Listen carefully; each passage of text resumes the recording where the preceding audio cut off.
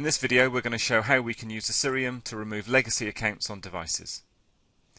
We've already configured our Assyrium to contain our list of authorized users, and we've also configured Assyrium with our list of devices that we want our authorized users to manage.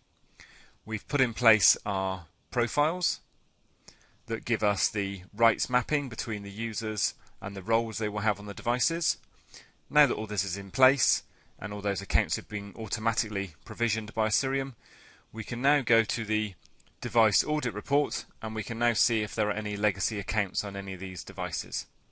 So what this report shows us is any accounts which are on the devices and also whether they exist within Assyrium and whether the two match up.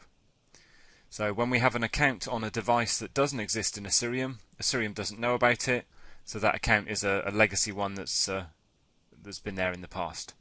So we can use our legacy filter column to show us exactly which accounts match that criteria, and here you can see we've got 2 accounts on our load balancer, a few on our switch and a couple on our WAN optimizer. None of these accounts have been created by or are under the management of Assyrium, which means they're all old legacy accounts which we can get rid of. So what we do is we highlight the list of accounts.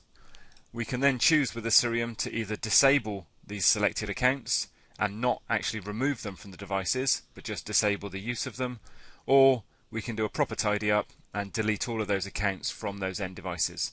So for this example here, I'm going to delete these accounts off of the end devices completely. So I select them to be deleted, and those accounts are now queued to be deleted. We've given it a few seconds for those tasks to work their way through the queue. Now if we go up and refresh this user account audit report page, we should see that, there we go, all those legacy accounts have now been removed and don't exist on those end devices anymore. And of course no new legacy accounts are going to appear, because Assyrium is now in control of adding and removing the user accounts as we manage them in the profiles. So the issue of legacy accounts has now been completely removed.